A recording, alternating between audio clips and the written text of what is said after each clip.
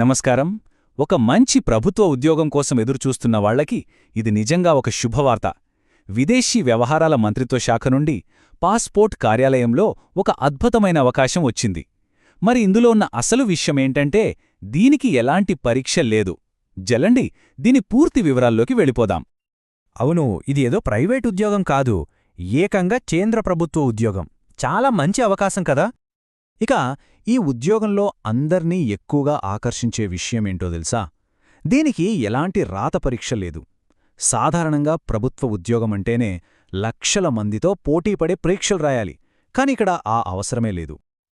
అంతేకాదండోయ్, ఈ ఉద్యోగానికి అప్లై చేయడానికి ఒక్క రూపాయి కూడా ఫీజు కట్టాల్సిన పనిలేదు. అవును, అప్లికేషన్ ప్రాసెస్ పూర్తిగా ఉచితం. ఇక అందరూ ఎదురుచూసే జీతం విషయానికొస్తే నెలకు 60,000 రూపాయల వరకు జీతం పొందే అవకాశముంది. చూసారా, పరీక్ష లేదు, ఫీజు లేదు, పైగా మంచి జీతం. ఇంతకన్నా బెస్ట్ ఆపర్చునిటీ ఉంటుందా? సరే, మరి ఇంతకీ ఏంటి ఈ ఉద్యోగం? దీని పేరు యంగ్ ప్రొఫెషనల్. పాస్పోర్ట్ ఆఫీస్లో ఈ యంగ్ ప్రొఫెషనల్ పాత్ర ఏంటి? దీని వివరాలేంటో ఇప్పుడు మనం వివరంగా చూద్దాం. సో ఈ యంగ్ ప్రొఫెషనల్ అనేది ఒక కాంట్రాక్ట్ బేస్డ్ జాబ్ అన్నమాట. ఈ కాంట్రాక్టు కనీసం 3 సంవత్సరాల పాటు ఉంటుంది.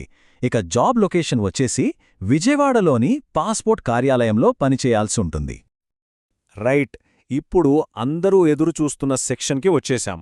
అసలు ఈ ఉద్యోగానికి ఎవరు అప్లై చేసుకోవచ్చు, అర్హతలు ఏంటి, జీతం ఎంతుంటుంది, ఈ వివరాలన్నీ ఇప్పుడు చూసేద్దాం. అర్హతల విషయానికి వస్తే డిగ్రీ లేదా పీజీ పూర్తి చేసిన వాళ్లు ఎవరైనా అప్లై చేసుకోవచ్చు. వయస్సు 18 నుంచి 40 ఏళ్ల మధ్యలో ఉండాలి. ఇక మరో ముఖ్యమైన విషయం, దీనికి ఎలాంటి అనుభవం అవసరం లేదు. అంటే ఫ్రెషర్స్కి ఇది ఒక గోల్డెన్ ఛాన్స్ అని చెప్పొచ్చు. అయితే ఒకే ఒక కండిషన్, తెలుగు భాష తప్పనిసరిగా వచ్చి ఉండాలి. ఇక్కడ జీతమనేది చదువును బట్టి మారుతుంది.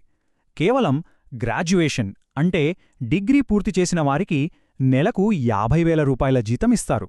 అదే పోస్ట్ గ్రాడ్యుయేషన్ అంటే పీజీ పూర్తి చేసి ఉంటే నెలకు ఏకంగా 60,000 రూపాయల జీతం లభిస్తుంది. సరే, ఇవన్నీ బానే ఉన్నాయి. మరి ఈ ఉద్యోగానికి ఎలా అప్లై చేయాలి?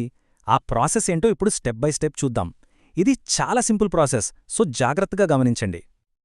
అప్లికేషన్ ప్రాసెస్ చాలా సింపుల్. ముందుగా అప్లికేషన్ ఫారంని ఫిల్ చెయ్యాలి. దాంతోపాటు అవసరమైన ఎడ్యుకేషనల్ సర్టిఫికెట్ల కాపీలని జతచెయ్యాలి. ఆ తర్వాత ఈ ఫామ్, సర్టిఫికెట్లు అన్నింటినీ స్కాన్ చేసి వాళ్ళిచ్చిన ఈమెయిల్కి పంపించాలి. ఒకవేళ ఈమెయిల్ కుదరకపోతే పోస్ట్ ద్వారా కూడా వాళ్ల అడ్రస్కి పంపించే అవకాశం ఉంది. ఇది చాలా ఇంపార్టెంట్. మీ అప్లికేషన్లను పంపించాల్సిన అఫీషియల్ ఈమెయిల్ అడ్రస్ ఇది. ఒక్క అక్షరం కూడా తప్పు లేకుండా జాగ్రత్తగా నోట్ చేసుకోండి. ఇక్కడ ఒక విషయం చాలా జాగ్రత్తగా గమనించాలి. మీరు పంపే ఈమెయిల్లో సబ్జెక్ట్ లైన్ అనేది ఖచ్చితంగా application for the post of young professional అని మాత్రమే పెట్టాలి. ఇది మార్చినా, తప్పుగా టైప్ చేసినా మీ అప్లికేషన్ను వాళ్లు అసలు కన్సిడర్ చేయకపోవచ్చు. కాబట్టి ఈ విషయంలో చాలా జాగ్రత్తగా ఉండాలి. Okay, application పంపించేశాం.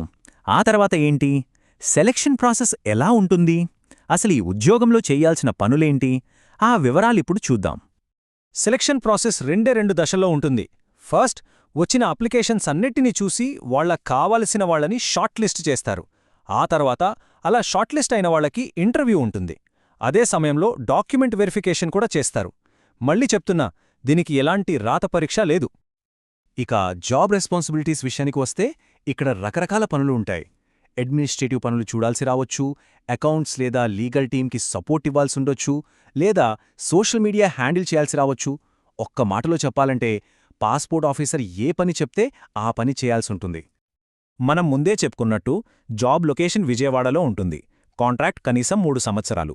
దీంతోపాటు సంవత్సరానికి 8 రోజుల క్యాజువల్ లీవ్స్ కూడా ఉంటాయి. అదనంగా ఆఫీస్ పని మీద వేరే ఊరికి వెళ్లాల్సొస్తే దానికి సంబంధించిన ప్రయాణ, హోటల్ ఖర్చులకు అలవెన్సులు కూడా ఇస్తారు.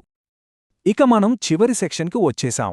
ఈ అవకాశాన్ని అస్సలు మిస్ చేసుకోవద్దు. చివరి తేదీ ఇంకా కొన్ని ముఖ్యమైన పాయింట్స్ ఉన్నాయి. వాటిని ఇప్పుడు చూద్దాం. అందరి మదిలో ఉండే ఆ ఒక్కటే ప్రశ్న, అప్లై చేయడానికి చివరి తేదీ ఎప్పుడు?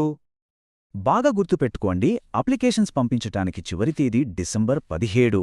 సమయం చాలా తక్కువ ఉంది, కాబట్టి ఏమాత్రం ఆలస్యం చేయకుండా వెంటనే అప్లై చేసేయండి. ఇక్కడ ఇంకో విషయం, కొన్ని స్కిల్స్ ఉంటే సెలెక్ట్ అయ్యే అవకాశాలింకా మెరుగ్గా ఉంటాయి. ఇవి కంపల్సరీ కాదు, కానీ ఉంటే యాడెడ్ అడ్వాంటేజ్ అన్నమాట.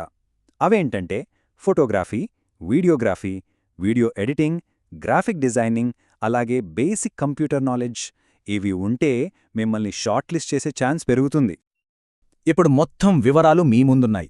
ఎలాంటి పరీక్ష లేదు, ఫీజు లేదు, పైగా కేంద్ర ప్రభుత్వ ఉద్యోగం, మంచి జీతంతో, విజయవాడలో. ఇంతకంటే మంచి అవకాశం మళ్ళీ మళ్ళీ రాదు. అర్హత ఉన్నవాళ్లు ఈ అవకాశాన్ని అస్సలు వదులుకోవద్దు. వెంటనే అప్లై చేయండి. All the best.